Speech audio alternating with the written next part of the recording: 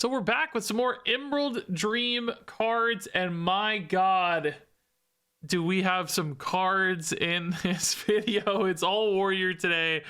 New legendaries. We're seeing the rest of the warrior set, and my god, look at this first one. It is Tortolla, the wild god for warrior, 10 mana, 130 beast with taunt and elusive. So this can't be targeted by spells or hero powers. And this little bonus text: after this takes damage, gain 1 armor and give this minion +1 attack. So I mean, just a pile of health here. I can't believe they actually printed a 30 health card. This is so absolutely crazy. And before you say to yourself, oh, well, at least it's 10 mana, I'll have some time to like figure this out, I'll win the game before this comes down, don't forget this card is still going to be in standard format. Chemical Spill. Summon the highest cost minion from your hand, then deal 5 damage to it. So you may not have to deal with a 130, but you might have to deal with a 225 on turn 5, on turn 4 with coin or some ramp that warrior now has access to. They also just ramp this out anyway a couple turns earlier. And then, lest you think, okay, well, at least I only have to deal with one of these, don't forget Hydration Station is also in warrior thanks to the tourist. So they can also resurrect Tortolla, so that you have to deal with a second one of these. And the fact that it has elusive is going to just automatically exclude so many ways to deal with this card. Any kind of single target removal spell is not going to work on Tortolla because you can't actually target this thing. So, you know, there is still like silence. There are still, you know, minion based removals. For instance, the Black Knight is going to be in the new core set. He is going to be 4 mana and tradable as well. By God, if this becomes meta, you better believe Black Knight is going to be in like every single deck to answer this. And the dude from Paladin, even at like 6-drop from Druid, there's like so many just crazy annoying taunt walls right now. Black Knight might be the best card in the game. But for Tortolla and Warrior, it's like, okay, they Black Knighted. We're not too mad about that because we have Hydration Station ×2. Just bring it back. We don't care. So to me, like, this looks completely nuts, man. Like, it's just going to be so hard to deal with. And some decks, if they either don't draw their Black Knight on time or if they're just like minion based, you know, you play this on turn 5 or whatever, they're going to have to run 20 minions into it to kill it, like a bunch of 1/1s and 2/2s. You're going to gain 10, 15 armor sometimes if they actually have to push through this. And then, like, you can't even really trade effectively into it because it's not staying at 1 attack. Like, if you trade a bunch of 3/3s into this, as soon as you trade that third one, it's dying, right? It's no longer value trading anymore, which I guess is nice because you got to redevelop the board. But the Warrior's going to be doing other things. You know, it's not just like a body on board and you're just giving up the rest of the game. You know, this is just one part of your game plan. So I don't know, dude. Like, this looks intimidatingly large, really crazy scary to me. Again, just minion based decks I feel like are going to be screwed. I mean, honestly, even spell based decks can't really deal with this all that effectively. And we haven't even talked about ways for Warrior to potentially like buff this even further. You know, we've seen some enraged style cards already. Just as a reminder, these are the Warrior cards we've already seen so far. So we got Dragon Synergy stuff, which is going to come up again here in a minute. And like Ominous Nightmares, right? Like, this could either buff the Tortolla straight up or Whirlwind to give yourself a little bit of armor. We're going to see another card in this video too that's got kind of an Enrage activator, another ping effect. So I don't know, man. There's also, we haven't even talked about like using the 30 health with like, I don't even actually know, is Crazed Alchemist still in standard format? Can you do a Crazed Alchemist kind of thing where you flip the health total on this? Like, my God, dude. There's just like so much craziness you can do with this card. Yeah, Crazed Alchemist I think is in standard now. I don't know if it's actually staying in standard or not. Boy, I don't see it on the list of neutral cards leaving the core set. So I think Crazed Alchemist is probably not actually very good. You may not need it, but you know, a thing anyway. It's a possibility. Dude, I don't know. This card just looks absolutely nutty to me. I just see so many problems dealing with this, so much frustration dealing with this. It's not always going to be perfect. It's not always going to hit, but I think it shuts out enough games regularly enough that it's a very, very good card, and it doesn't take a lot to like cheat this out or build around or anything. So pretty scary stuff. All right, so next up here, we've got our other legendary Ysondre. This is a 7 mana 8/5 dragon with taunt and death rattle. Summon a random dragon for each time Ysondre has died this game. So this is potentially a way to kind of like snowball into these crazy Ysondres late in a game. If you've resummoned this a couple times, this might die and summon you 3 dragons, 4 dragons, etc. Now you need ways to get more Ysondres. We're going to see some cards in this video that help you do that. Number 1 is Succumb to Madness. This allows you to discover a friendly dragon that died this game, resummon it.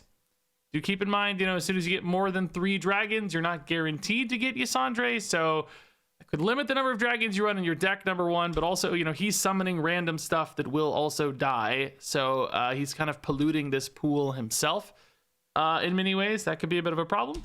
We've also got Clutch of Corruption, which looks pretty cool. This allows you to choose a friendly dragon.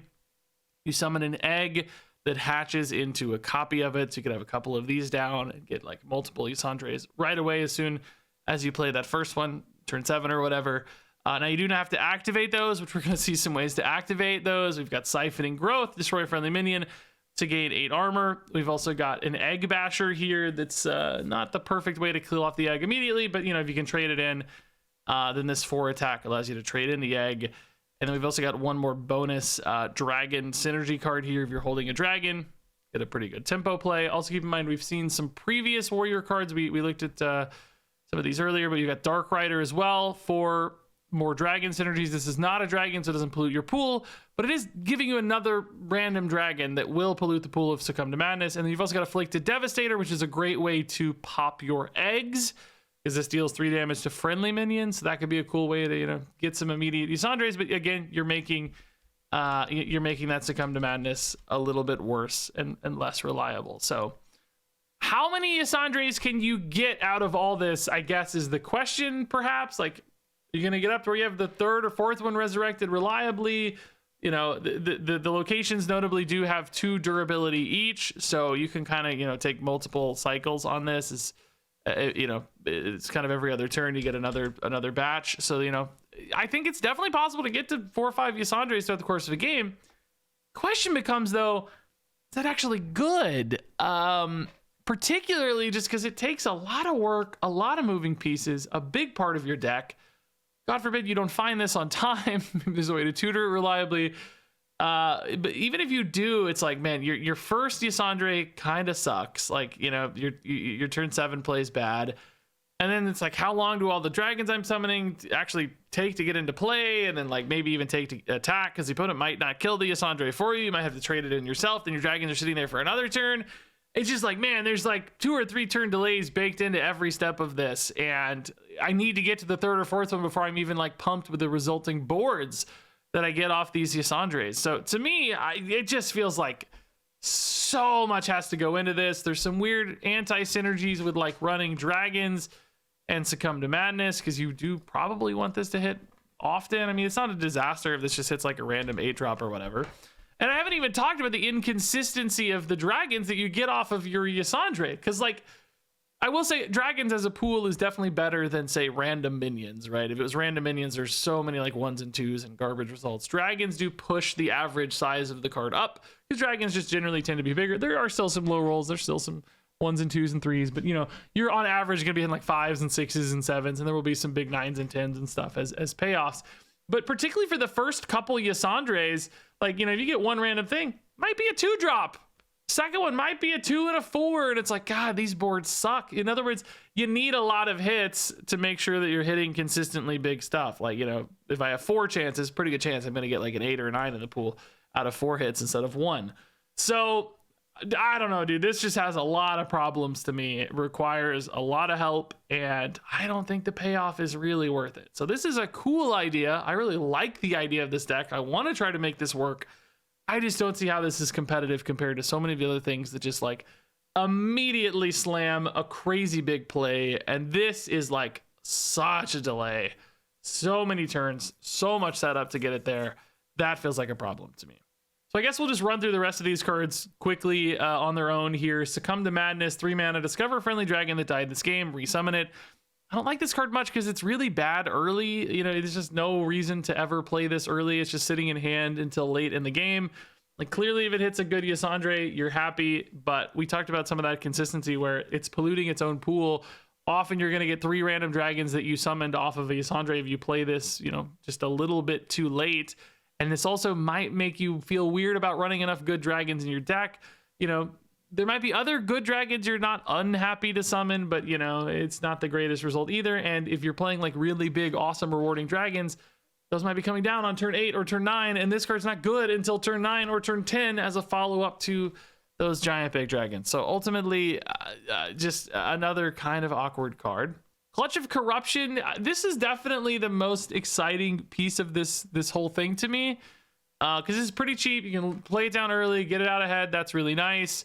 You know, it's definitely going to be efficient in some ways because, you know, you get a giant card, a 7-drop, an 8-drop, even a 4 or 5-drop will still feel efficient technically for only, you know, 2 mana, or really half of this is kind of a 1 mana total expense to get something big. But the fact that it's delayed behind the egg does add some complexity there.